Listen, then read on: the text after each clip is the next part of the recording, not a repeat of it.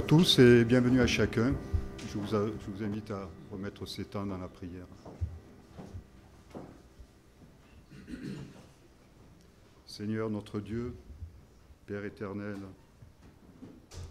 vivant d'éternité en éternité, toi le Dieu de notre salut, nous voulons te remettre encore ces temps, Seigneur, ces temps d'adoration, car à toi seul reviennent l'adoration et la gloire, Seigneur. Parle à nos cœurs ce matin, Seigneur, dirige toutes choses et que nous recevions ta parole, Seigneur, ta parole de grâce, qu'elle nous remplisse, Seigneur, de ta bénédiction. Toi qui as fait la purification des péchés, Seigneur, et qui t'es assis à la droite du Dieu vivant, toi qui intercèdes pour nous et en notre faveur, Seigneur, nous voulons encore répandre nos cœurs devant toi. Brise nos cœurs ce matin par ta parole, afin que l'esprit de vérité, Seigneur, se révèle en nous, que nous recevions encore cet amour, Seigneur, et que nous le portions, Seigneur, dans nos cœurs et nous répandions avec abondance, Seigneur, par ta grâce, que chacun aussi reçoive ta paix dans le repos ce matin, Seigneur, que nous soyons bénis ensemble dans l'espérance de ton retour, Seigneur, en Jésus-Christ. Amen. Je vous invite à prendre un premier cantique.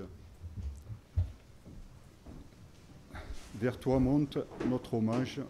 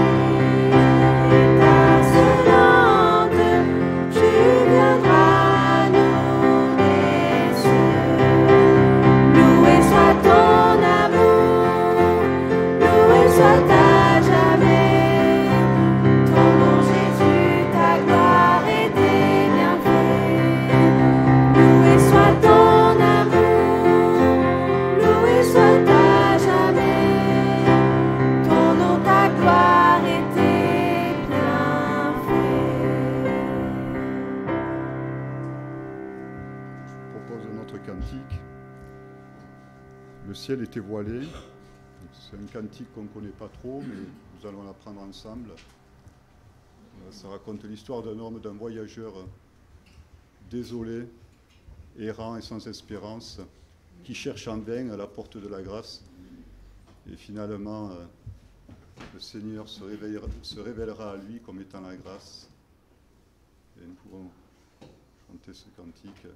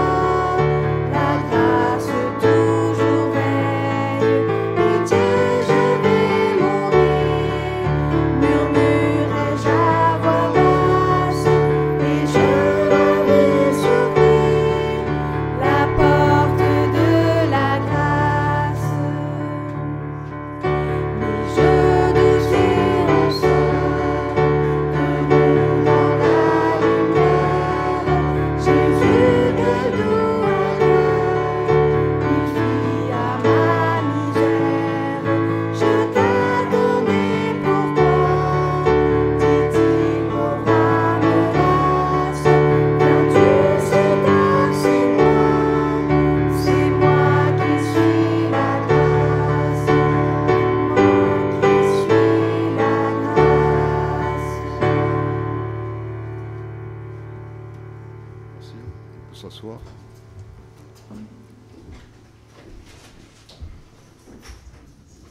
Alors je vais prendre un texte dans le livre d'Osée, au chapitre 2, du verset 16 au verset 25.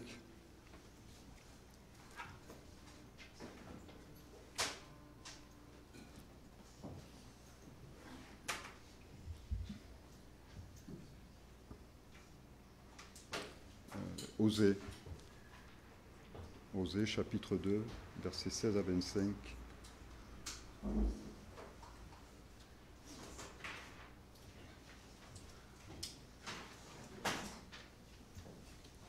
On va lire ensemble. C'est pourquoi, voici, je veux l'attirer et la conduire au désert, et je parlerai à son cœur. Là, je lui donnerai ses vignes et la vallée d'Accord comme une porte d'espérance. Et là, elle chantera comme au temps de sa jeunesse et comme au jour où elle remonta du pays d'Égypte. En ce jour-là, dit l'Éternel, tu m'appelleras mon mari, et tu ne m'appelleras plus mon maître. J'ôterai de sa bouche les noms des Baals, afin qu'on ne les mentionne plus par leur nom. En ce jour-là, je traiterai pour eux une alliance avec les bêtes des champs, les oiseaux du ciel et les reptiles de la terre. Je briserai dans le pays l'arc, l'épée et la guerre, et je les ferai reposer avec sécurité. Je serai son fiancé pour toujours, je serai ton fiancé par la justice, la droiture, la grâce et la miséricorde. Je serai ton fiancé par la fidélité, et tu reconnaîtras l'Éternel. En ce jour-là, j'exaucerai, dit l'Éternel, j'exaucerai les cieux, et ils exauceront la terre. La terre exaucera le blé, le mou et l'huile, et ils exauceront Israël. Je planterai pour moi l'O-Rushama dans le pays et je lui ferai miséricorde. Je dirai à Lo-Ami, tu es mon peuple, et il répondra, mon Dieu. Bon, je ne m'arrêterai pas sur tous les versets, mais voilà, ces temps, l'Éternel annonce un châtiment pour Israël, mais un temps de rétablissement aussi. Châtiment à cause de leur infidélité, l'idolâtrie, la rébellion, la désobéissance. Mais voilà. Donc ce texte, on va le prendre aussi pour nous. Et c'est pourquoi je veux l'attirer et la conduire au désert, je parlerai à son cœur. Là, je lui donnerai ses vignes et la vallée d'Accor comme une porte d'espérance. La vallée d'Accor, alors, il faut remettre dans le contexte, ils en parlent dans le livre de Josué. Donc cette vallée d'Accor, il faut savoir que les Israélites, après avoir pris Jéricho, vont aller combattre Haï. Ils vont partir en très peu de combattants, car ils ont l'assurance de la victoire. Mais voilà, il y a de l'interdit dans le peuple, il y a du péché. Et ils vont être défaits. Et ce péché va être révélé. L'Éternel va révéler ce péché. Et il s'agit en fait, Akan a dépassé cet interdit et il s'est emparé lors de la prise de Jéricho d'un manteau, un manteau de chinéar, avec un lingot d'or et des cycles d'argent. Donc il a désobéi à l'Éternel. Et ça va porter conséquence à tous les peuples. C'est pour ça que cette vallée d'Accor s'appelle aussi la vallée du trouble. Et donc Akan va être découvert et va être conduit dans cette vallée, la vallée d'Accor. Et il va être mis à mort, bien sûr, puisque le salaire du péché, c'est la mort. Et par sa désobéissance, il a troublé beaucoup de monde autour de lui, puisque même sa famille va être impactée, sera conduit dans cette vallée. On voit que les combattants ont perdu justement contre Haï, hein, ils sont montés dans l'assurance de gagner, et ils ont perdu 36 hommes. Donc les conséquences de ce péché, qui en fait, il a juste désobéi, mais on croit que la désobéissance est grande devant Dieu, est un péché. Un peu de levain fait lever toute la pâte, il est écrit. Et tout le monde va en porter les conséquences. Voilà, Akan sera lapidé dans la vallée d'Accor. Et bien sûr, comment ne pas... le salaire du péché, c'est la mort. Et nous sommes tous comme Akan. Nous aurions dû être conduits dans la vallée d'Accor aussi, pour y être exterminés à cause de notre péché. Puisque le péché, c'est le salaire de la mort, mais quelqu'un est venu, plus grand que nous, qui a pris notre place dans cette vallée, dans la vallée d'Accor. Et sa vallée d'Accor, pour lui, c'est le mont Golgotha. Et le Seigneur a pris notre péché. Voilà, il est venu pour nous et a subi le jugement du péché, la mort.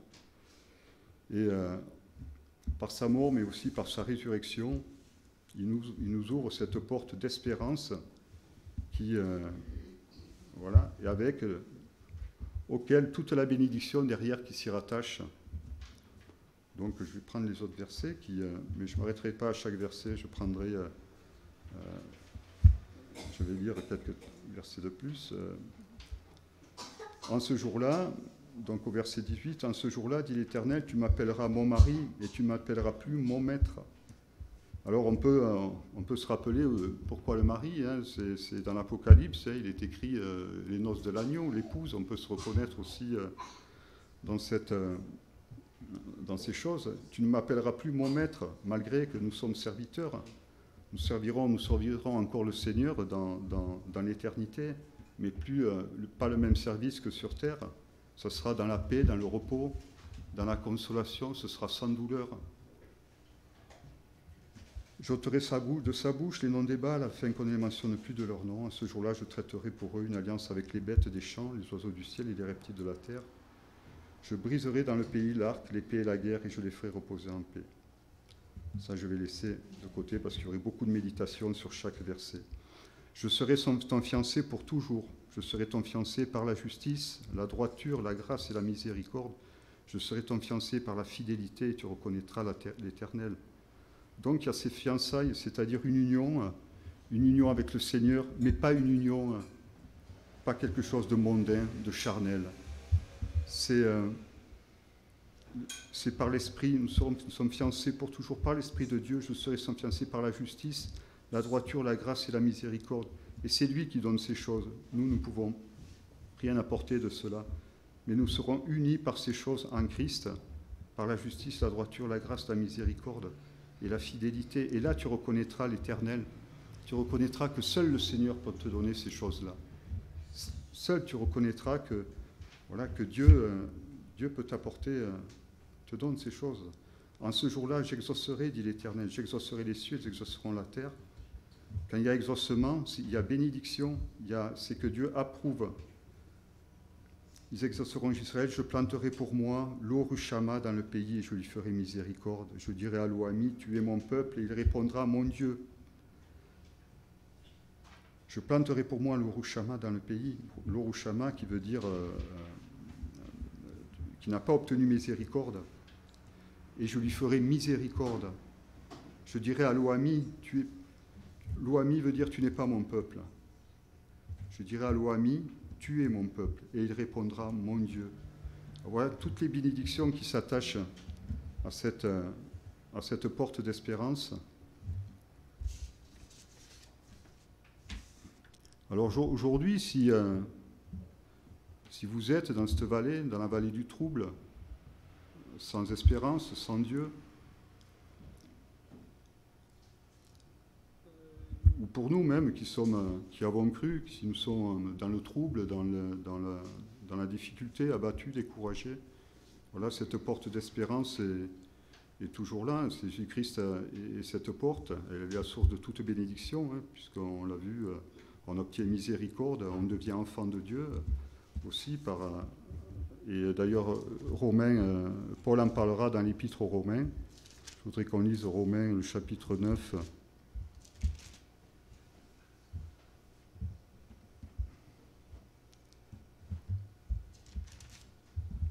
Du verset 24 au verset 26.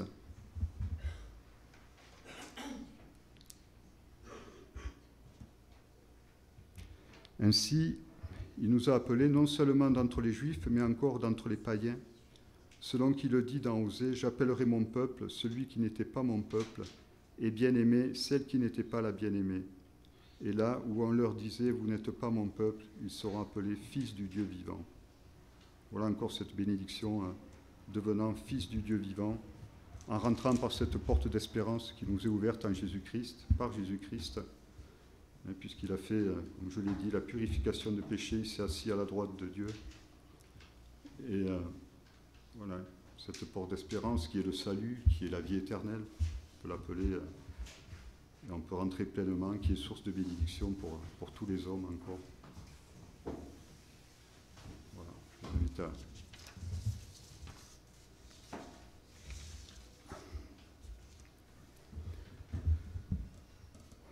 voir les annonces de ce texte.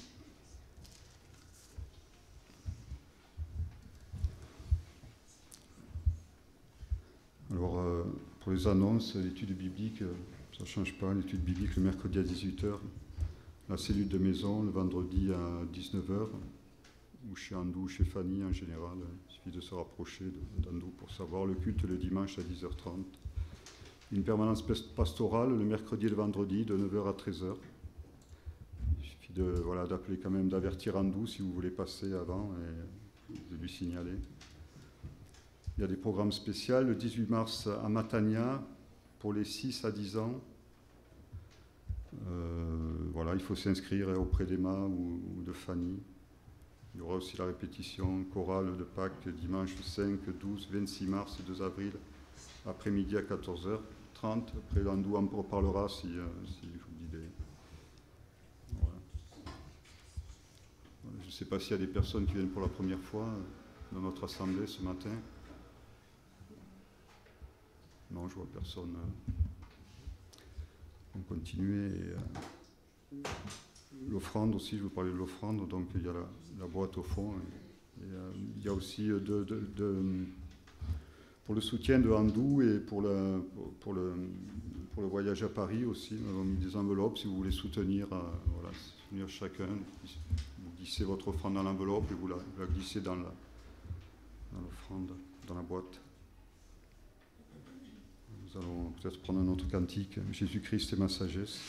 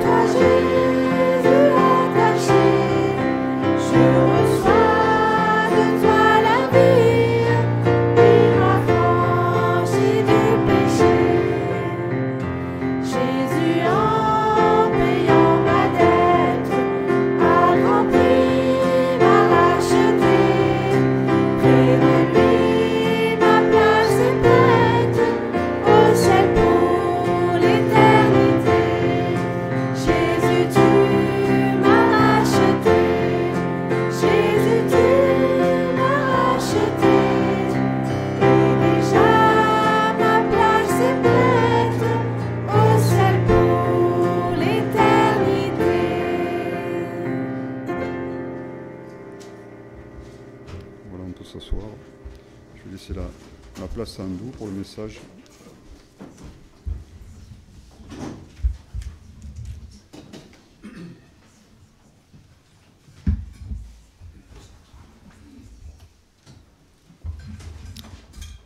Voilà, merci Gilles. Et bonjour à tout le monde. Aujourd'hui, nous revenons encore donc dans l'évangile selon Luc. Et c'est un évangile, donc une bonne nouvelle pour ceux qui l'entendent, mais je dirais surtout pour ceux qui le partagent, qui le vivent. Parce qu'on peut entendre sans jamais vivre quoi que ce soit. On peut avoir des oreilles pour entendre, mais ne pas accepter le message. Et on a vu déjà que dans l'évangile selon Luc, ce sont des témoins qui racontent tout ce qui se passe, mais des témoins oculaires, des témoins qui sont devenus après des ministres de la parole. Ça veut dire qu'ils ont d'abord fait de cette parole leur vie pour pouvoir la partager avec des autres. Ce sont des personnes qui ont pris une résolution. Ils avaient pris la résolution de suivre le Seigneur, quitte à perdre même leur propre vie. C'est pour ça que c'est vraiment une bonne nouvelle, parce que si c'était une mauvaise nouvelle, ils auraient voulu garder leur vie.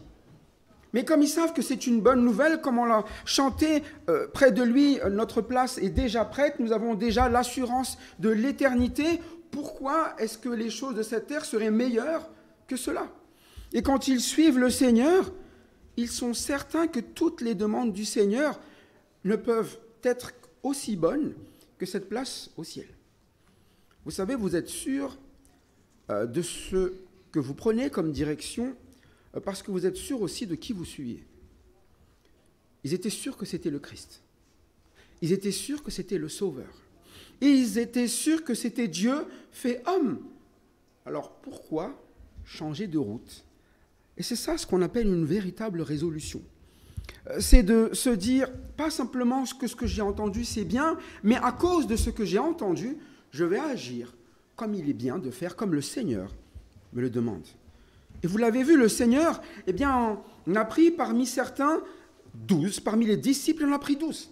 Il a fait le choix, lui, de prendre ces 12-là. Il n'a pas donné de critères, il a juste dit, ce sont ces 12-là. Et les 12 ont simplement fait quoi? Ils ont répondu à l'appel. Pourquoi en plus? Pour partir, on l'a vu déjà depuis ce chapitre 9, sans rien dans les poches, juste avec ce que vous avez sur vous, et pour aller à des directions où c'est le choix du Seigneur, sans savoir ce qui va se passer. Et nous, normalement, c'est là où nos résolutions ont des doutes. Ah, t'es sûr? Parce que quand même, quand on fait des choses, il faut nous donner le programme, il faut dire tout ce qui va se passer. On aimerait bien ça, nous, dans notre vie, c'est qu'on nous donne exactement, jour après jour, de maintenant jusqu'à la fin, tout le programme. Mais vous avez vu qu'avec le Seigneur, c'est pas comme ça. Avec le Seigneur, le programme, c'est vous avez votre place au ciel. Et la direction est déjà donnée. Donc la route, qu'est-ce que ça peut changer? Vous savez déjà que tout ce que vous allez vivre est bon. Et puis, il leur donne donc des instructions simples. Voilà, eh bien, où vous allez vous diriger et avec quoi vous allez vous diriger. C'est pour ça que la foi en Christ n'est pas juste une foi où on essaie de religieusement répéter les choses jour par jour. On a une vraie conviction, une vraie direction. On a une vraie compréhension qui nous convainc que suivre le Seigneur chaque jour est bon. C'est pour ça que se charger de sa croix même est quelque chose qui est assez normal avec le Seigneur. Et c'est pour ça qu'il leur dit, celui qui me suit se charge de sa croix. Ça veut dire que si votre croix ne vous plaît pas, c'est que vous ne savez pas pourquoi vous me suivez au final. C'est le Seigneur qui nous montre les directions, chacun sa croix. Et l'important, c'est que nous connaissions le bout du chemin. Il va nous montrer le bout du chemin tellement que c'est quelque chose de bon. On a vu que Pierre et puis les autres, ils ont voulu faire une tente parce qu'ils ont vu la gloire du Seigneur. Ils ont vu le bout du chemin, ce qui les attendait, eh bien, auprès du Seigneur. Et ils ont vu Moïse, Élie et le Seigneur était là dans sa gloire. Et ils ont dit, mais c'est ça qu'on veut. Tellement qu'ils ont voulu rester là, mais Dieu le Père l'a dit, si c'est ce que vous voulez, il n'y a qu'une seule manière. Celui-ci est mon fils élu. Écoutez-le. Et c'est pour ça que jour après jour, on ne peut pas parler de porter sa croix sans écouter, mais écouter, ça ne veut pas dire que ça rentre là et ça sort là. Écouter, c'est que vous vous nourrissez de ce qu'il dit. Pour voir dans nos vies eh bien, l'œuvre du Seigneur, il faut bien laisser le Seigneur agir.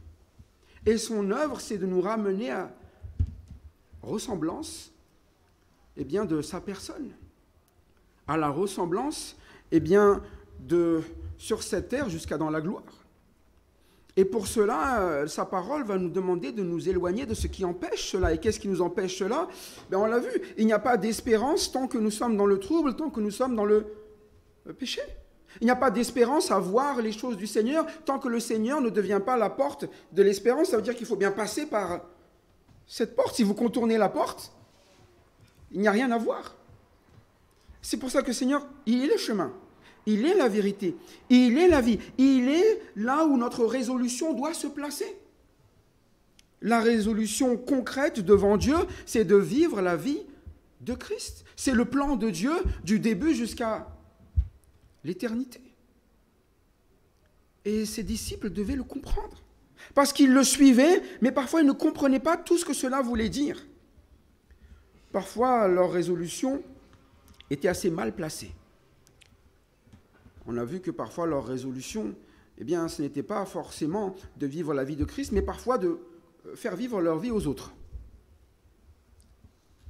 Ils voulaient bien conduire, eh bien, parce qu'ils vont être appelés à cela, mais ils ne voulaient pas le faire en écoutant le Fils. Il dit, moi je sais comment faire. Il voulait bien servir, mais il ne voulait pas forcément le faire au début comme le demandait le Seigneur. Il dit, moi je sais déjà faire.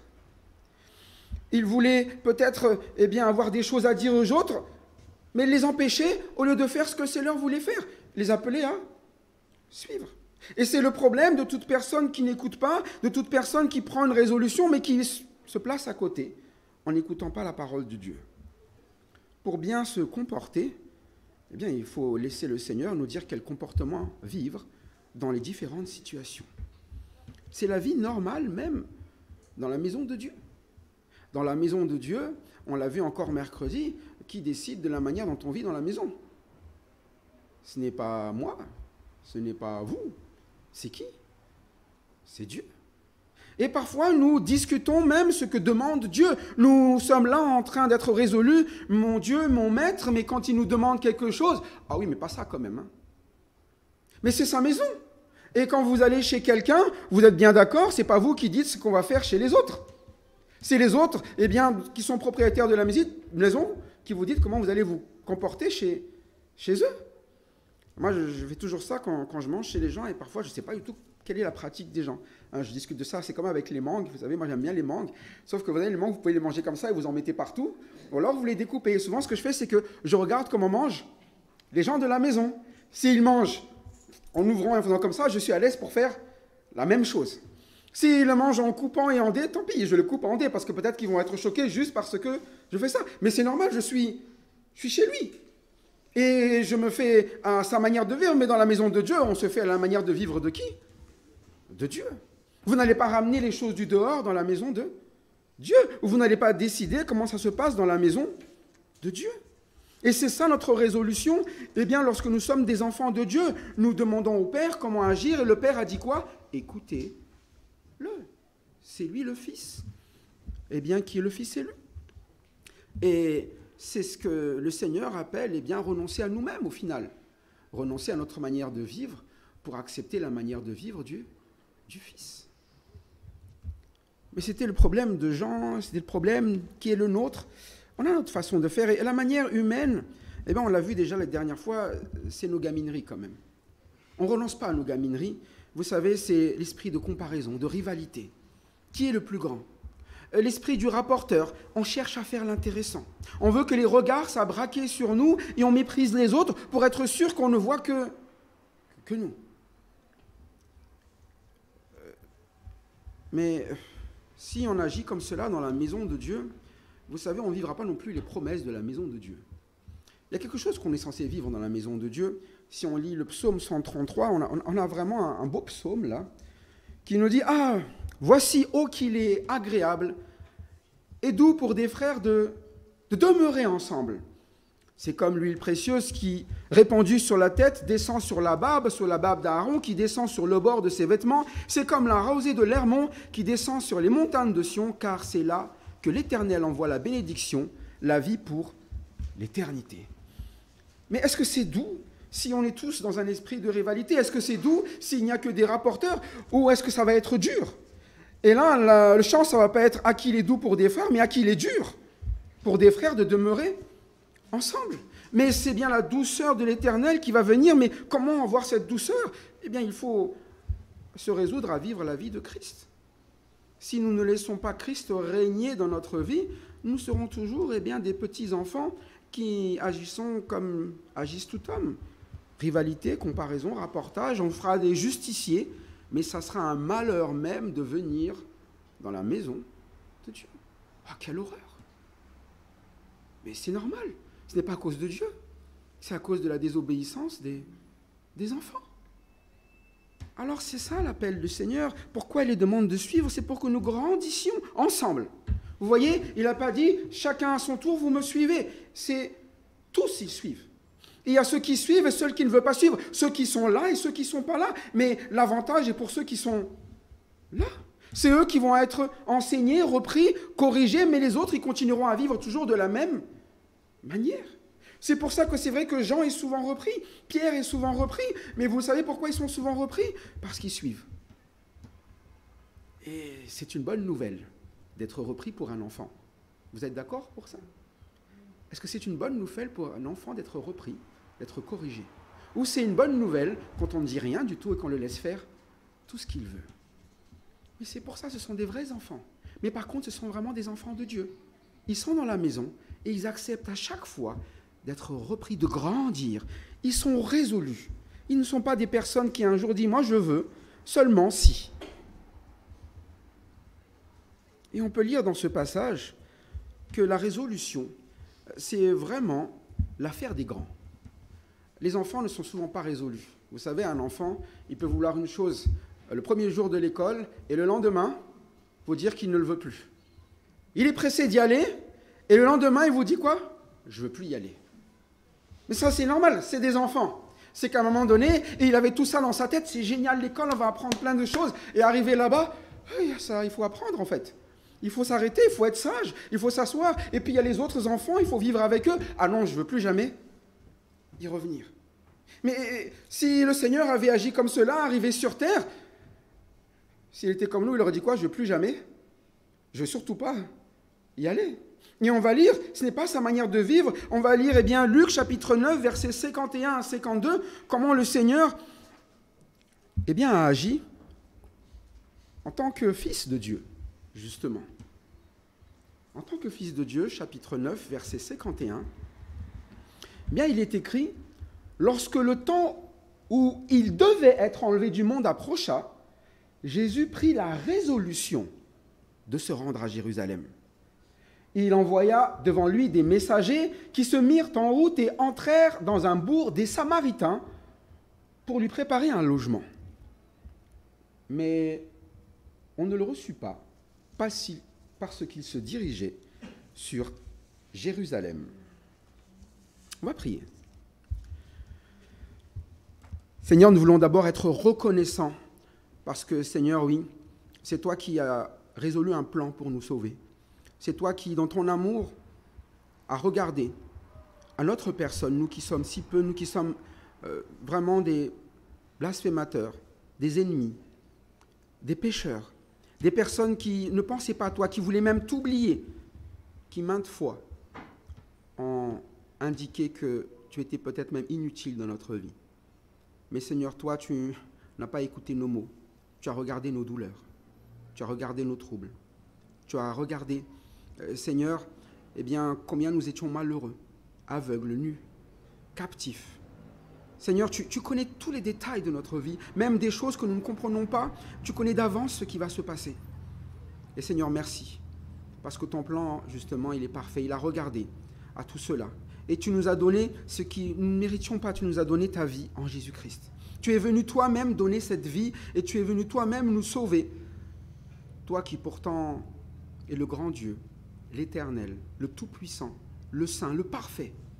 Tu as accepté de venir au milieu d'un monde comme le nôtre pour partager, Seigneur, ce qui nous était inaccessible. Tu as payé pour nos fautes. Tu as subi la condamnation qui était la nôtre, condamnation du péché. Et Seigneur, par cela, tu nous as amené une victoire qui aujourd'hui est un chemin tracé, une route nouvelle et vivante que nous savons en Jésus-Christ, lui qui a apporté le sacrifice parfait dans ce ciel qui est le tien. Aujourd'hui, Seigneur, merci parce que c'est ce sacrifice qui nous permet de nous présenter avec assurance devant toi. Merci parce qu'aujourd'hui, c'est cette foi, Seigneur, en ton œuvre qui nous permet simplement de dire que nous sommes sauvés. Et Seigneur, je te prie pour ceux qui ne le seraient pas aujourd'hui, pour ceux qui ne sont pas sauvés, pour ceux qui ne suivent pas, pour ceux qui sont éloignés, que Seigneur, tu puisses les approcher à toi, que tu puisses les ramener, que tu puisses les appeler encore aujourd'hui par ton esprit. Car Seigneur, il n'y a que toi qui peux sauver, toi qui peux appeler, il n'y a que toi qui peux œuvrer. Et nous le savons parce que si ce n'est pas toi qui étais intervenu dans notre vie, où serions-nous encore aujourd'hui? Voilà pourquoi, Seigneur, encore aujourd'hui, que tu modèles nos cœurs, que tu nous transformes, que tu nous changes pour que nous soyons modelés à l'image de ton Fils, tel que ton plan le demande. Et que toute la gloire soit pour toi seul, mon Père, ainsi que pour ton Fils Jésus-Christ. Amen. Alors nous avons lu dans ce texte, dans le verset 51, que la façon de vivre du Seigneur, c'était une façon de vivre pleine de résolutions. Il prit une résolution. Mais une résolution, comme vous pouvez le voir, pas de n'importe quelle manière. Il prit une résolution au bon moment, lorsque le temps où il devait être enlevé du monde approcha. Et il prit une résolution de la direction que le Seigneur, le Père, lui avait donnée, c'est-à-dire de se diriger à Jérusalem. Et c'est ça d'abord la première question pour chacun d'entre nous. Comment est-ce que nous prenons des résolutions? Est-ce que pour nous, le temps, c'est le nôtre? Est-ce que pour nous, eh bien, la direction, c'est celle que nous jugeons comme étant la meilleure pour nous? Mais pour le Seigneur, sa vie tout entière était rythmée par le plan parfait du Père. C'est ça, quand on prend une résolution ferme, c'est parce qu'on sait qui fait le plan. Et lui, il connaît celui qui fait le plan. C'est le Père, et lui, c'est le Fils élu. Il sait exactement que c'est le plan qu'il faut vivre au temps où il faut le vivre. Mais nous n'avons pas cette façon de penser. Nous pensons toujours que Dieu est en retard. Que Dieu n'est pas dans le bon temps. Jusqu'à quand? C'est ça notre question souvent. Pourquoi maintenant? Et c'est souvent les premières questions que l'on pense avoir qui sont les bonnes et qui font douter nos propres résolutions. Mais vous savez, le plan de Dieu, il est existant non pas depuis notre naissance, non pas depuis que nous avons cru en lui, que nous avons donné notre vie au Seigneur, il est vrai depuis avant même la fondation du monde. Ça veut dire que ce n'est pas un plan qui s'adapte à nous, c'est le plan qu'il fallait avant même que le monde ne soit. Et si vous le croyez vraiment, vous verrez cette vie autrement. Vous savez que vous n'avez juste qu'à intégrer le plan et que ce n'est pas le plan de s'adapter à vous. Et vous voyez, pour le Seigneur même, lorsque le temps, c'est maintenant le temps. Jusqu'à maintenant, ce n'était pas le temps. Preuve, ça fait combien de temps qu'on l'attend quand on était à cette époque-là? Ça fait des milliers d'années. Des milliers d'années qu'il est attendu et ce n'était pas le temps du Père. Mais nous serions en train de dire pourquoi avoir attendu si longtemps? Et nous dirons à chaque fois, mais Seigneur, c'est trop long. Comme aujourd'hui, quand on va parler du retour du Seigneur, parfois on se dit c'est trop long, tu as dit bientôt, mais c'est toujours trop long. Mais le temps du Seigneur, eh bien c'est un temps où, vous savez, nous donne l'occasion quand même d'avoir une vie sur cette terre, de témoignage aussi, d'avoir une vie aussi où nous allons être transformés, le connaître toujours plus. Mais dans la vie d'un homme, il y a toujours des temps. Et même pour le Seigneur. Le Seigneur, avant de commencer son ministère, il a attendu combien de temps? Parfois, les gens veulent lui donner un ministère quand il était bébé. Il a commencé déjà à prêcher. Certains se disent ça, mais ce n'était pas du tout le temps. Même lui. Il a été dans la vie d'un homme et il a vécu selon les temps de Dieu. Il a été un bébé, il a été un enfant, il a été un ado. Et la Bible nous dit quoi en Luc 2? Il croissait. Il avait même vécu, tout comme nous, un temps de quoi d'abord? De croissance. Et nous, parfois, nous pensons déjà être des grands immédiatement. Alors que le Seigneur nous montre quoi? Il faut un temps de... Même lui l'a accepté. Et ça a duré combien de temps? 30 ans qu'il s'est donné. Et nous, on est déjà là, parfois, 2 ans dans le Seigneur, et dit, c'est bon, là, je suis déjà grand, hein? Mais même le Seigneur nous montre qu'il y a des temps de croissance. Et à un moment donné, le temps de croissance est utile. Pourquoi? Il croissait en quoi? En stature, en sagesse et en grâce devant Dieu et devant les hommes. Il est dit. C'est ce qu'on appelle, eh bien, rendre témoignage de l'œuvre de Dieu. Il y a une grâce qui agit. Mais même le Fils nous dit cela, et nous, eh bien, lorsque nous parlons d'être des enfants, nous sommes des enfants parfois qui n'acceptons pas que le Seigneur prenne le temps de nous faire grandir. Mais en plus, il a vécu 30 ans de croissance, pour combien de temps de ministère? 30 ans de croissance pour à peu près 3 ans de ministère. Et là, notre logique, elle dit quoi? C'est pas beaucoup de temps. 3 ans de ministère? Attends, on fait quoi en 3 ans? Et parfois, nous pensons cela aussi. Nous pensons que la longévité est égale productivité. Mais le temps du Seigneur, c'est juste d'accepter la volonté de Dieu pour la vie de chacun d'entre nous. On s'entend. Et si c'est 30 ans d'attente, c'est 30 ans d'attente. Si c'est 3 ans de ministère, 3 ans de ministère. Alors, je vous pose une question. Est-ce que ces 3 ans étaient des 3 ans peu fructueuses? Toutes les années de ministère que n'importe qui peut vivre ne représentera jamais les 3 ans qu'ont fait le Seigneur. C'est pour ça que ça n'a rien à voir avec le temps. Ça a à voir avec le temps de Dieu. Et c'est très différent. Ça veut dire que si Dieu vous demande quelque chose, et ça arrive parfois, comme Étienne, il a été diacre, ça a duré combien de temps? Le temps d'aller mourir. Est-ce que c'est fructueux? Ça l'est. Parce que son témoignage a été regardé à cause de cela. Et notre vie, il sert à ça pendant le temps où nous sommes ici. Ce n'est pas d'essayer de prolonger les choses, c'est de vivre selon le temps de Dieu. Mais si nous essayons de passer outre le temps de Dieu, notre vie ne deviendra pas très utile. Parce que ce n'est pas ce que Dieu voulait pour nous. Pour le Seigneur Jésus-Christ, il est temps maintenant d'être enlevé.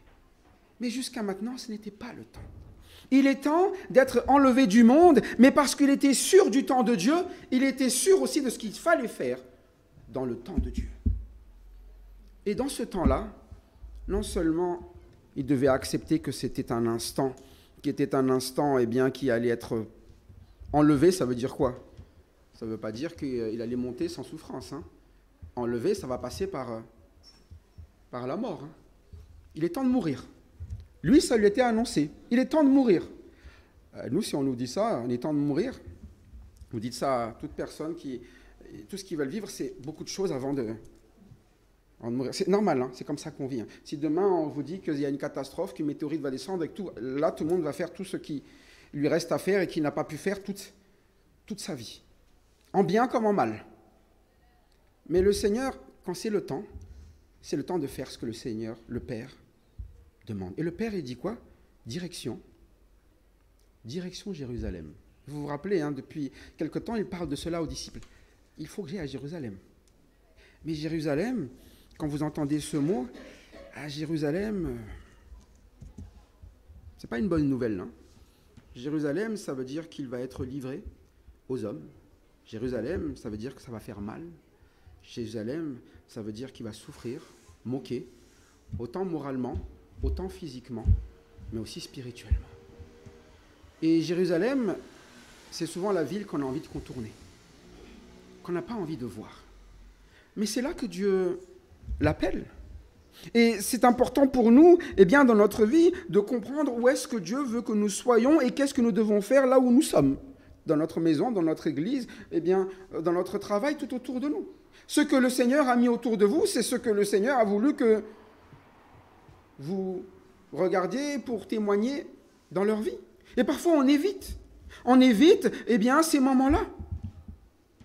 C'est un peu comme dans un mariage, vous savez, on est très content au début, mais après, quand il y a des problèmes, on évite.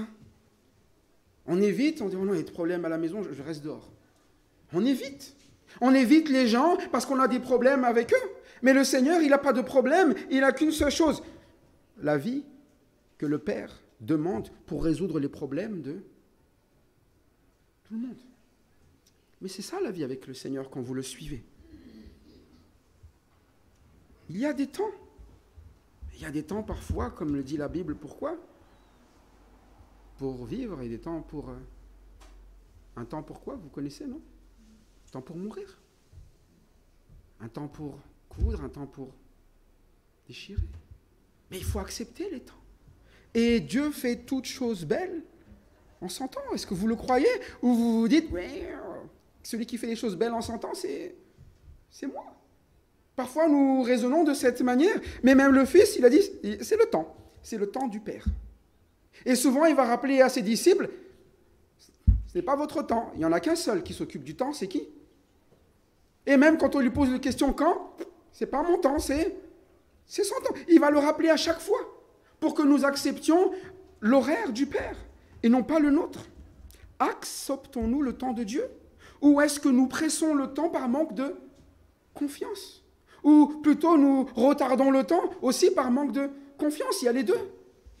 Non, pas maintenant. Vous savez, Ecclésiaste, il a dit une chose. Je vous lis cela, simplement, Ecclésiaste 3, 14. « J'ai reconnu que tout ce que Dieu fait durera toujours, qu'il n'y a rien à y ajouter et rien à retrancher, et que Dieu agit ainsi afin qu'on le craigne. » Mais nous retranchons le temps, nous retranchons les choses, rajoutons des choses, mais le Seigneur, il ne retranche et ne rajoute rien. Il fait exactement parfaitement selon le plan du Père. Et nous sommes ceux qui doivent écouter le Fils. Et nous savons une chose, c'est que nous ne rajouterons ni n'enlèverons rien de ce que demandera le Fils. Et nous ferons les choses en son temps aussi, selon sa volonté. Et c'était le cas ici des messagers. Les messagers, ils étaient envoyés et devaient faire quelque chose. Qu'est-ce qu'ils devaient faire? Si Jésus devait se rendre à Jérusalem, on peut lire au verset 52 que les disciples devaient se rendre d'abord ailleurs. Il envoya devant lui des messagers qui se mirent en route et entrèrent dans un bourg des Samaritains pour lui préparer un logement. Il est temps pour vous maintenant d'aller en Samarie. Ça a l'air assez anodin comme cela, on va dans une ville. Mais bon, pour ceux qui savent ce que c'est que la Samarie, c'est le genre de lieu où, pour un juif, on ne s'arrête pas. Souvent, quand il y avait la marche, on trace ces Samaries parce qu'on ne veut rien avoir à faire avec eux. Mais ce qu'il va demander là au messager, c'est quoi? Qu'on lui prépare un logement où?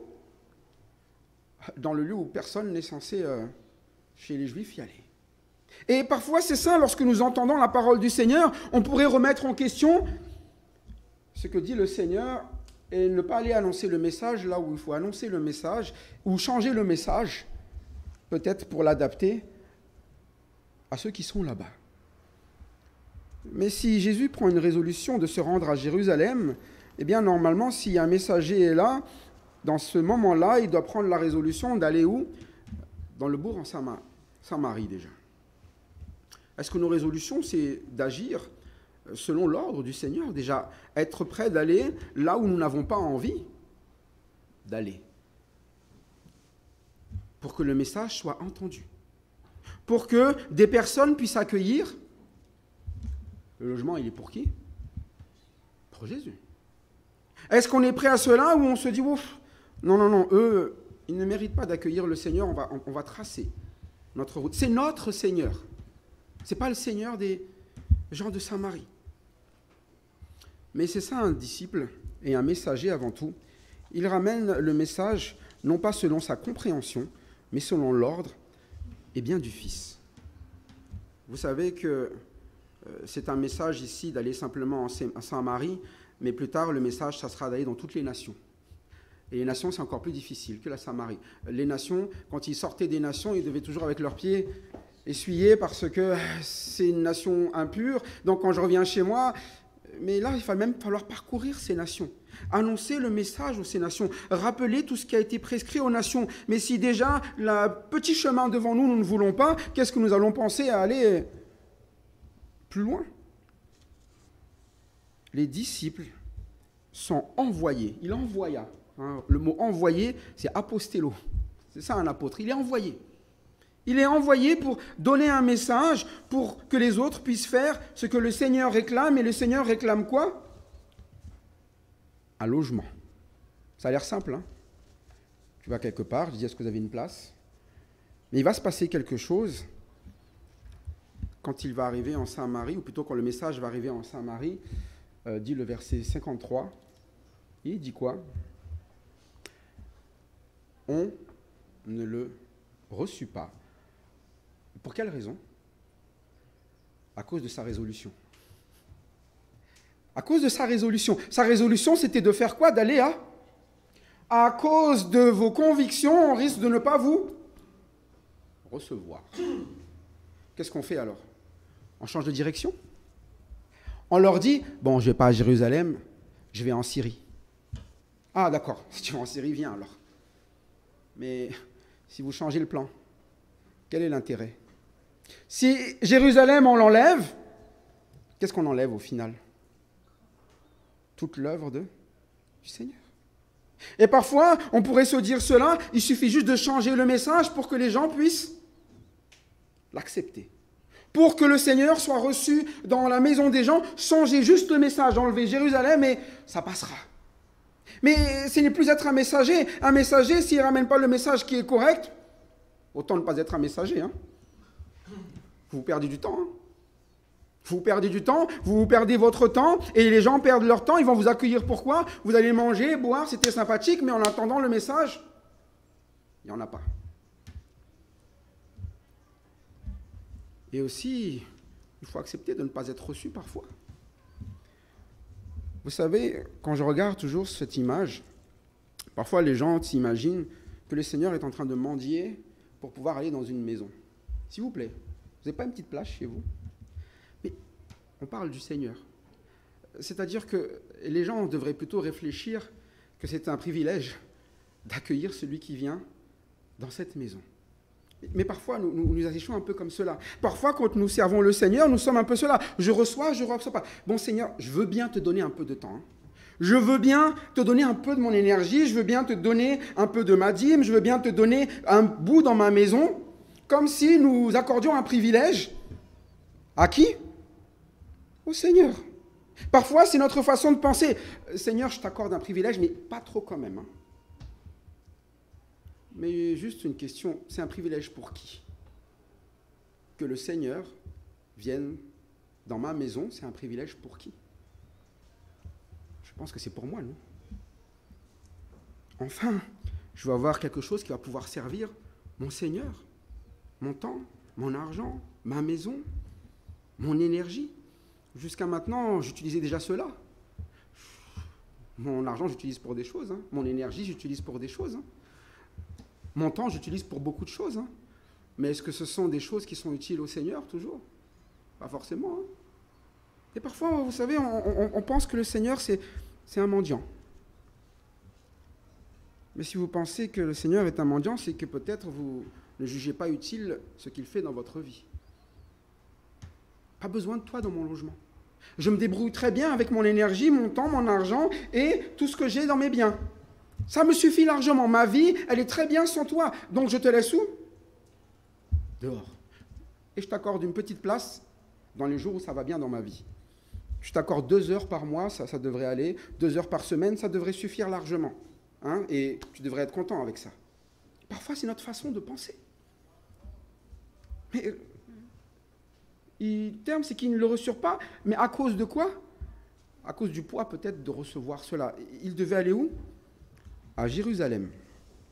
Il faut comprendre que pour les Samaritains, le mot Jérusalem, ça les faisait hérisser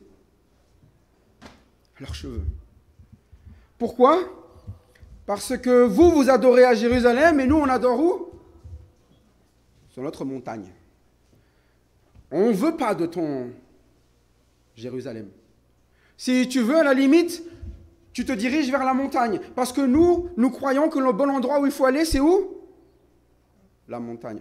C'était ça, quand le Seigneur est venu parler à la Samaritaine. La Samaritaine, mais vous, c'est Jérusalem, nous, c'est la montagne. C'est pas pareil. Et parfois, nous négocions avec le Seigneur. Moi, je veux bien que tu rentres chez moi, mais à condition que tu fasses comme je veux. Tu es chez moi. Et pour le coup, là, on dit, c'est chez moi. C'est vrai, mais là, pour le coup, vous êtes chez vous.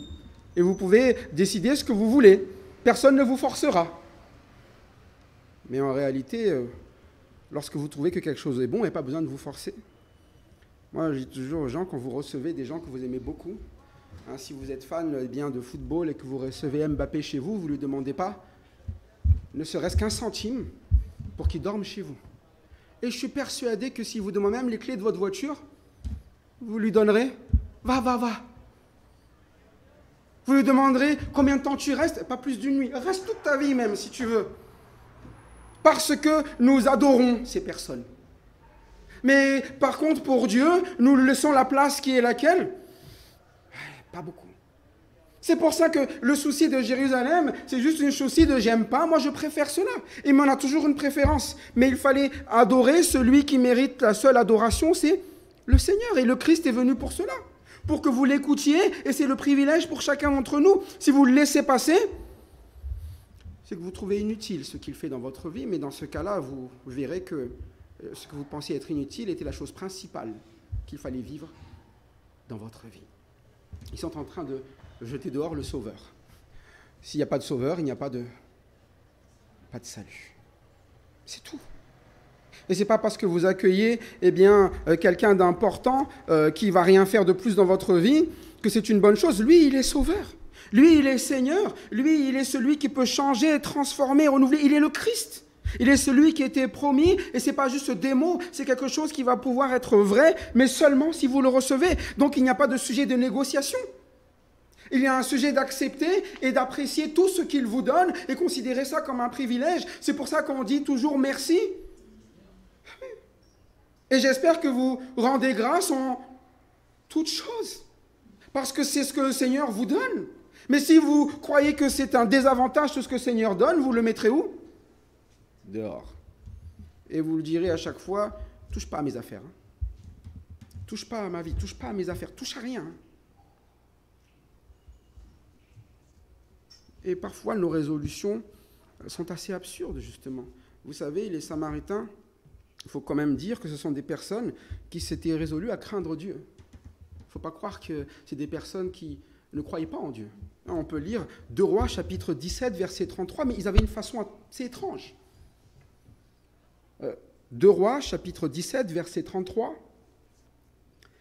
Ils craignent l'Éternel. C'est le terme. Hein. Mais regardez bien la manière dont ils le font. Et c'est ça le danger.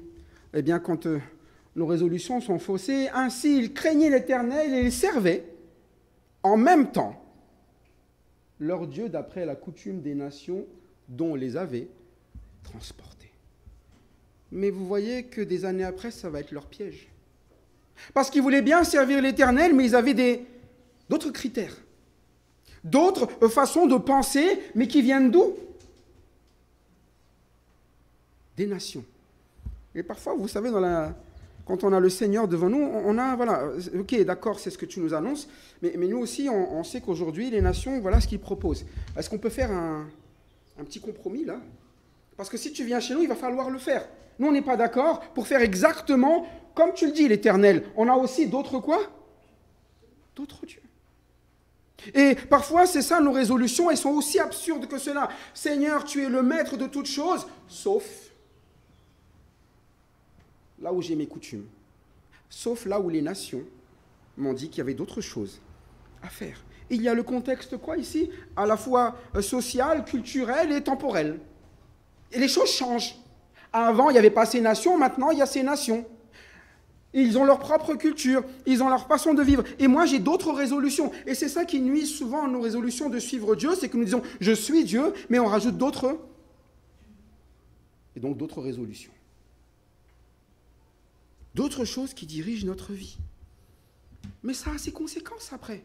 Au final, on n'est plus capable d'accepter ce que le Seigneur nous demande. Et on commence à toujours négocier tout. Jérusalem? Non. Change. Mais ce sont des choses qui sont temporaires, tout cela. Ce sont des choses périssables que sont les coutumes des nations. Est-ce qu'aujourd'hui, les coutumes sont les mêmes? Même, ils ont changé. Le siècle présent, il change toujours dans tous les présents. Mais la Bible nous dit quoi? Ne vous conformez pas au siècle, mais renouvelez votre intelligence. Mais vous les renouvelez avec quoi, votre intelligence? Avec la parole de celui qu'il faut écouter. Mais nous regardons le siècle présent comme étant une nouvelle résolution. J'ai d'autres résolutions. Mais la résolution, c'est de servir l'Éternel selon la parole de l'Éternel. La seule chose qui va rester pour toujours, et je vous le lis, vous avez été régénérés non par une semence corruptible, mais par une semence incorruptible, la parole vivante et permanente de Dieu. C'est pour ça que si vous n'écoutez pas cette parole, il n'y a que des choses périssables. Et périssable, c'est quoi? C'est périr. Ça veut dire des choses qui se détruisent. Mais notre résolution, elle se base sur quelque chose qui va durer jusqu'à quand? L'éternité. Craindre l'Éternel en servant des idoles, vos idoles, elles disparaîtront. Hein. Toutes les idoles disparaissent. Hein. Mais celui qui ne disparaît jamais, c'est pour ça qu'on lui a attribué ce nom, c'est l'Éternel. C'est comme, vous savez, si vous avez un vase d'acier, un vase de porcelaine. Vous laissez tomber le vase d'acier, il ne se casse pas. Vous laissez tomber le vase de porcelaine, il se casse. Faites un mélange, un vase d'acier et de porcelaine. Est-ce qu'il se casse ou pas? Parce que vous avez mis quoi dedans? De la porcelaine. Et après, vous allez dire quoi? Seigneur, pourtant j'ai mis de l'acier. Mais tu rajoutes du porcelaine. Ça, je fais autant avoir un vase en porcelaine. Hein. C'est plus joli, si c'est pour faire joli. Mais si c'est pour que ça ne soit pas brisé, il faut que ça soit l'Éternel qui parle, qui agisse dans nos vies. Et c'est ça aussi la vie que nous avons dans notre vie personnelle. Sur quoi est-ce que nous basons notre vie? Sur de l'acier ou sur de la porcelaine, ou nous faisons un mélange? Mais c'est pareil aussi dans l'Église. Si la parole de Dieu nous indique comment nous conduire dans la maison de Dieu, est-ce que nous choisissons de mettre simplement un bout et pas l'autre? Autant ne rien faire. Hein. On perd du temps. Hein.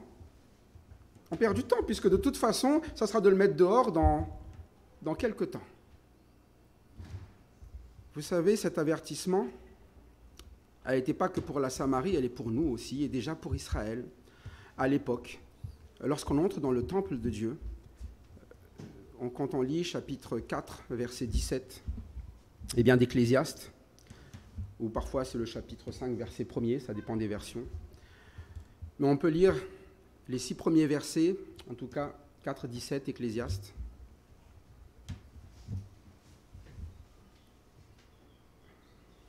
Voilà une résolution.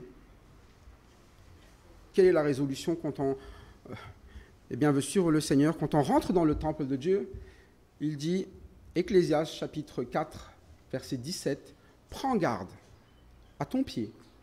Lorsque tu entres dans la maison de Dieu, approche-toi pour écouter plutôt que pour offrir le sacrifice des insensés, car ils ne savent pas qu'ils font le mal. » Et on continue, hein, chapitre 5, verset 1er et la suite. « Ne te presse pas d'ouvrir la bouche et que ton cœur ne se hâte pas d'exprimer une parole devant Dieu, car Dieu est au ciel et toi sur la terre, que tes paroles soient donc peu nombreuses. » L'art de disciple, c'est l'art de quoi? D'écouter, hein? C'est pas l'art de parler. C'est pour ça qu'il dit, fais d'abord cela, c'est ça dans le temple, et on continue jusqu'au verset 6, et il dit quoi? Car si les songes naissent de la multitude des occupations, la voix de l'insensé se fait entendre dans la multitude des paroles. Lorsque tu as fait vœu à Dieu, voilà une résolution. Ne te tarde pas de l'accomplir. Ça, c'est quand on écoute, je vais faire ça. Car il n'aime pas les insensés. Accomplis le vœu que tu as fait. Voilà la résolution. À chaque fois que vous entendez la parole de Dieu, c'est pourquoi? C'est pour le faire. Mieux vaut pour toi ne point faire de vœu que d'en faire et de ne pas l'accomplir.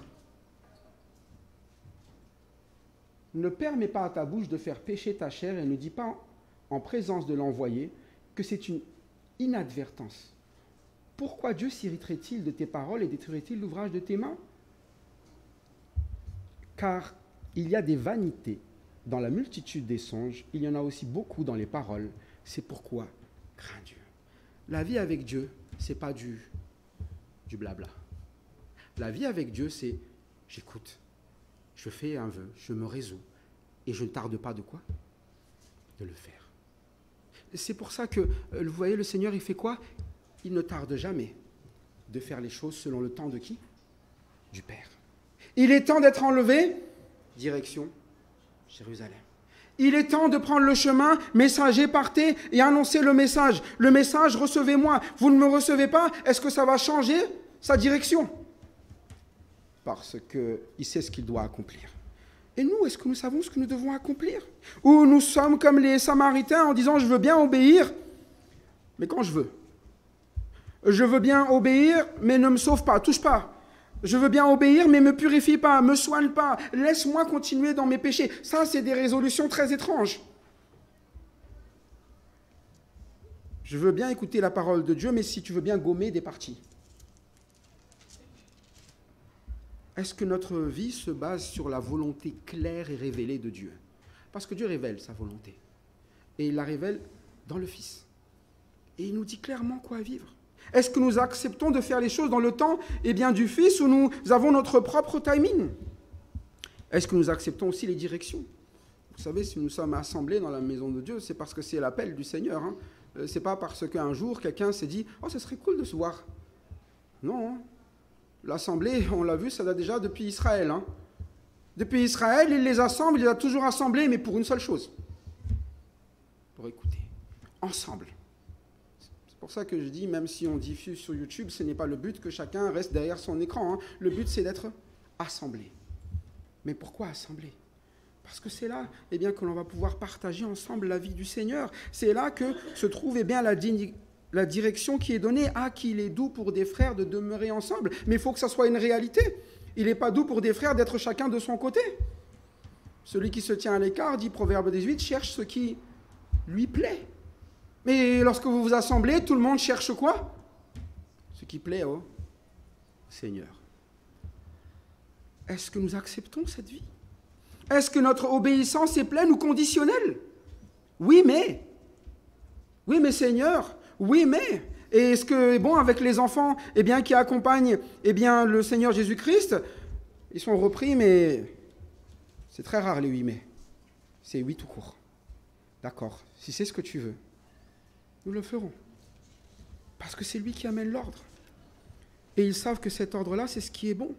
Nous nous assemblons pour que nous voyions ce qui est bon, le corps du Seigneur agir, pour être un témoignage de cette vérité au milieu de cette nation. Alors il n'y a qu'une seule façon, que notre résolution soit toujours vraie. Les regards fixés vers Christ. Écoutons toujours le suivre. Parce que quand ils ne reçoivent pas le Seigneur, tous ceux qui suivaient le Seigneur ne sont pas non plus quoi? Reçus. Mais c'est un désavantage pour qui? Pour nous qui suivons le Seigneur ou pour eux qui refusent? Et c'est pour ça que soyez juste des personnes qui ramènent le témoignage du Seigneur, voyant que d'autres ne vivent pas le privilège que nous avons lorsque nous sommes au Seigneur. Mais est-ce que vous croyez déjà que c'est un privilège? Ou vous pensez que vous rendez service au Seigneur lorsque vous agissez pour le Seigneur? En tout cas, que votre résolution soit justement de renoncer à vous poursuivre le Seigneur, que votre résolution soit simplement d'écouter et de rendre gloire à celui qui agit par l'écoute que nous avons envers lui. À Dieu la gloire, que toute chose donc se fasse en son temps et selon sa volonté. Amen. On va prier.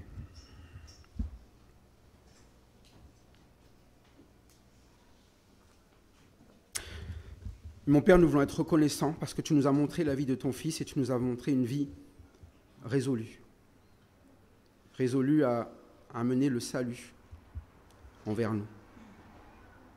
Résolue à faire le plan que tu avais préparé d'avance. Résolue à donner sa vie. Et Seigneur, apprends-nous. Apprends-nous à accomplir nos vœux, à nous résoudre selon ce que nous avons entendu. À ne pas mettre de côté, Seigneur, ce que tu veux ramener dans notre vie, mais bien au contraire, te laisser rentrer dans notre vie pour que tu prennes toute la place. Pour que ce soit toi qui bénisses ce temple qui est notre corps. Que ce soit toi qui fasses du bien. Car Seigneur, nous savons que nous-mêmes, lorsque nous agissons, nous devenons durs. Nous sommes toujours dans nos rivalités, dans nos soucis, à chercher toujours cet intérêt personnel, à ce que les gens regardent à nous et être malheureux quand ce n'est pas le cas. Seigneur, pardon pour les fois où nous plaçons des conditions pour te suivre. Seigneur, pardon parce que nous oublions que c'est une grâce. Que c'est une grâce de t'avoir comme celui qui nous amène son conseil, qui nous amène une vie nouvelle. Oui, toutes choses sont nouvelles pour nous aujourd'hui et nous pouvons le dire simplement parce que nous sommes en Jésus-Christ, parce qu'il est dans notre vie, parce qu'il grandit en nous. Et Seigneur, je te prie, qu'il n'y ait personne ici qui se dise « je veux grandir sans le Seigneur ». Qu'il n'y ait personne qui pense être grand même, que nous apprenions à être petits devant toi. Et que nous laissions, Seigneur, justement, ta grandeur faire place dans nos vies. Car Seigneur, oui, nous sommes peu de choses, mais tu as désiré faire habitation au milieu de nous aussi, et dans cette assemblée. Seigneur, merci pour les frères et sœurs, Seigneur, qui sont là, qui sont à l'écoute, qui adorent, Seigneur. Merci de bénir, Seigneur, la vie de chacun. Et je te prie pour ceux vraiment qui ne te reçoivent pas encore aujourd'hui. Que, Seigneur, ton message soit toujours là, que tu frappes encore à la porte, Seigneur, car nous savons qu'ils ont besoin de ton salut, même s'ils ne le reconnaissent pas aujourd'hui. Que, Seigneur, tu sauves, car nous savons que ton œuvre, c'est cela, sauver. Sauver ceux qui sont perdus, comme tu nous as sauvés nous-mêmes. Que toute la gloire soit pour toi, mon Père, ainsi qu'à ton Fils Jésus-Christ. Amen. Voilà. Nous allons prendre un cantique ensemble, qui est là pour que nous nous rappelions, justement. Il nous parle de nous remémorer justement l'œuvre du Seigneur qu'il a faite à Jérusalem. Il nous parle de ce moment que nous rappelons d'ailleurs chaque dimanche. Pourquoi nous le rappelons? Pour ne pas oublier notre résolution. Notre résolution, c'est que ce soit l'œuvre du Seigneur qui agisse toujours dans notre vie. Nous allons prendre ce cantique, remémoration, ensemble. On peut se lever.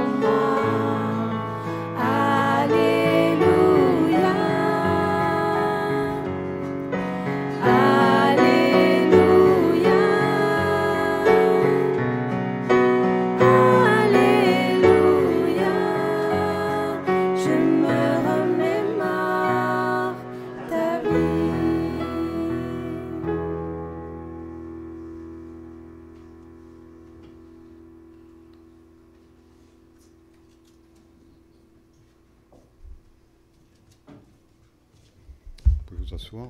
On va prendre un petit moment dans la prière et je conclurai ce temps.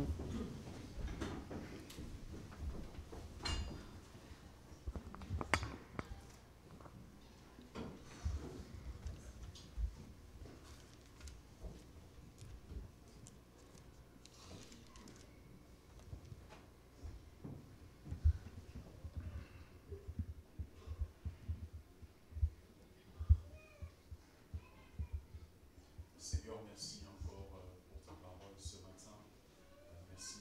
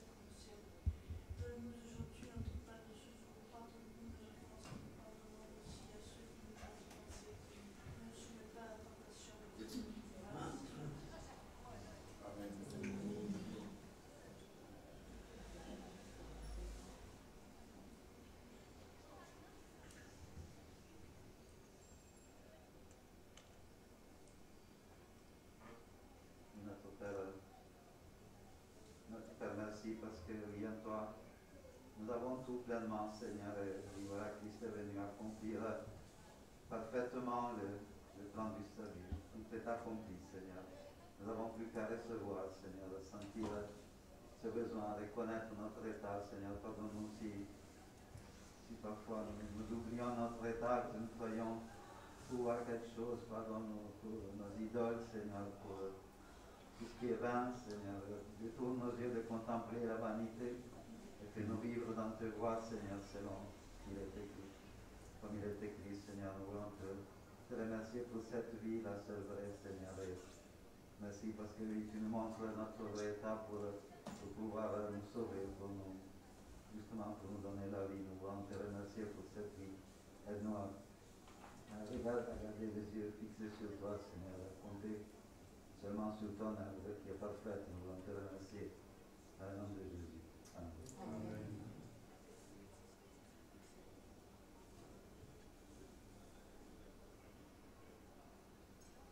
Seigneur, merci encore pour ta parole ce matin. Merci de écouter, Seigneur, merci de ta c'est un privilège de t'avoir rencontré, Seigneur. C'est un privilège de te servir. C'est un privilège, Seigneur, que tu sois toujours là pour nous, Seigneur. Et pardon, Seigneur, pour tous ces dieux que nous voulons garder dans notre vie, Seigneur. Ces dieux qui nous détruisent, cette résolution de te suivre, Seigneur. Vraiment, Seigneur, pardon pour ces dieux qui nous empêchent d'avoir de victoire dans nos vies, Seigneur. Merci, Seigneur, pour ta personne avec nous, pour ta parole qui nous rappelle, Seigneur, le chemin à suivre, cette voie qui nous permet d'avoir une vie qui te plaît, nous permet d'avoir des victoires, Seigneur. Ce matin encore, Seigneur, fais grâce et que vraiment, Seigneur, nous puissions toujours vivre selon ta parole, Seigneur. Toujours à l'écoute, Seigneur, pour avoir une vie qui te glorifie, qui te plaît, Seigneur. Merci pour ta parole que tu nous donnes chaque jour, Seigneur. Merci pour ton amour pour nous, Seigneur. Dans le nom de Jésus-Christ.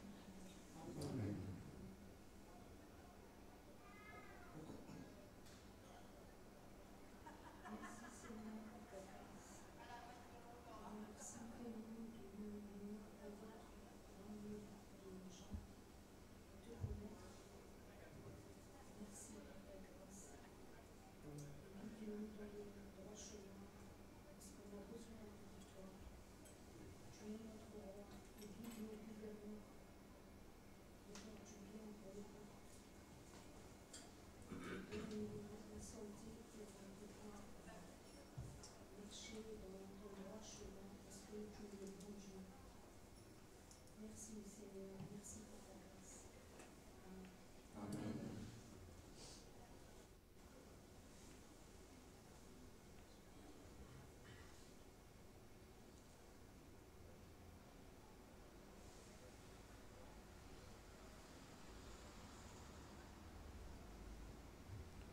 Oui, Seigneur, comme ta parole le dit, fais-moi connaître tes voies, Seigneur, car tu es le Dieu de mon salut et mon espérance. Seigneur, comme tu as dit à Moïse, nul ne peut voir ma gloire et vivre.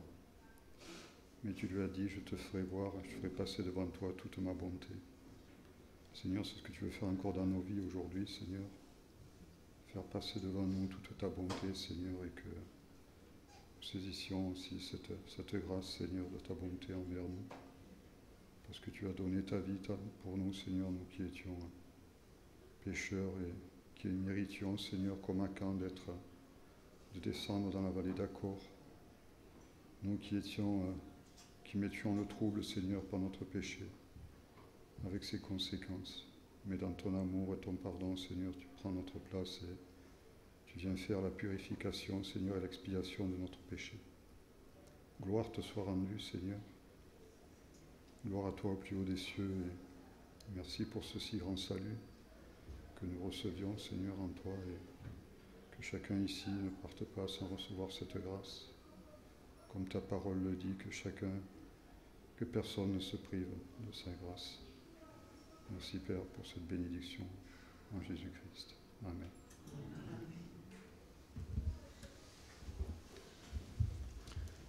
Nous allons prendre la scène et je vais dire un texte dans Exode qui est l'institution de la première Pâque,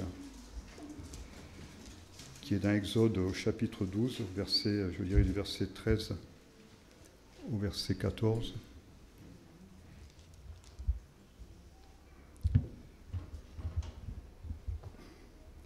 Le sang vous servira de signe sur les maisons et où vous serez, je verrai le sang et je passerai par-dessus vous, et il n'y aura point de plaie qui vous détruise quand je frapperai le pays d'Égypte.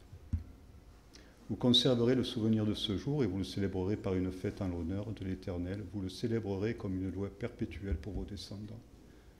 Voilà ce que le peuple était appelé à faire, à conserver le souvenir de ce jour. Donc nous retrouvons aussi dans la Pâque, quand le Seigneur va instituer la Pâque, va partager le pain et le vin, il va dire « vous ferez ceci en mémoire de moi ». Donc le souvenir qui nous a fait sortir, comme les Hébreux devaient se souvenir que l'Éternel les a fait sortir du pays de la servitude, de la captivité. Christ nous rappelle de conserver ces choses en mémoire en partageant le pain et le vin. Lui nous a délivrés de la captivité, du péché et de la mort. Donc je vais lire un texte dans Éphésiens au chapitre 4.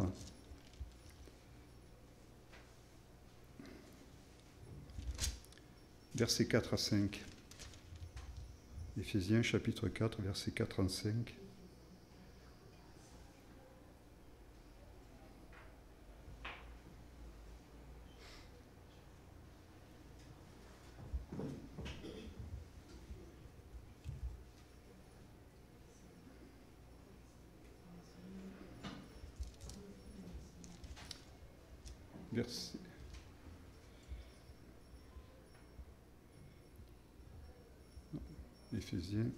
Éphésiens chapitre 4, verset 4.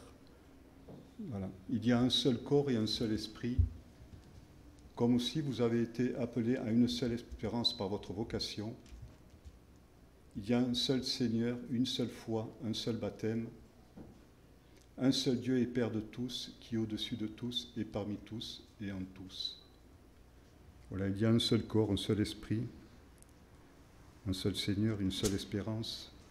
Donc si vous confessez cela ce matin, qu'il y a cela, c'est en Jésus-Christ, et si vous avez été baptisé en Christ, manifestez cette foi par le baptême, par immersion, je vous invite à vous lever. Et nous allons prendre la scène, ceux qui partagent la scène, s'ils veulent bien s'approcher.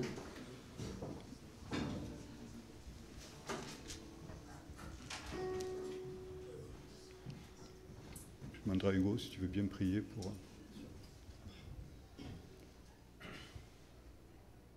Notre Seigneur, nous faisons ceci en mémoire de toi, en mémoire de ce merveilleux sacrifice, ce corps brisé, Seigneur, pour nos péchés. Tu ne méritais pas un tel traitement et pourtant tu as voulu aller à Jérusalem, vivre ces choses à notre place.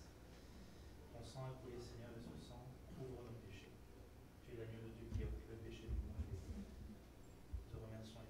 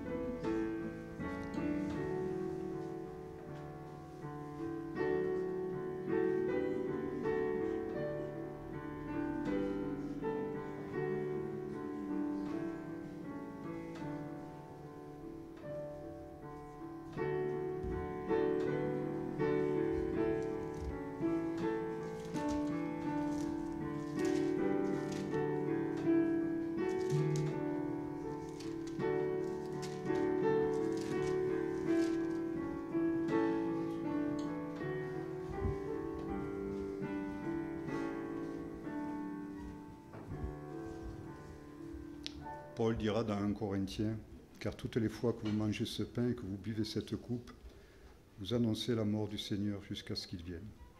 Prenons le pain.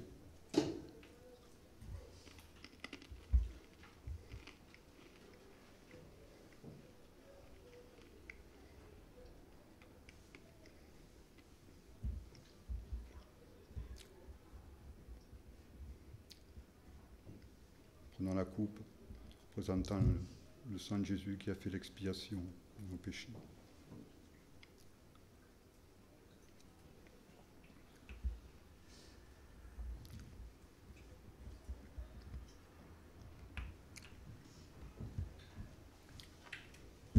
J'invite à prendre un dernier cantique. Je ne sais pourquoi dans sa grâce.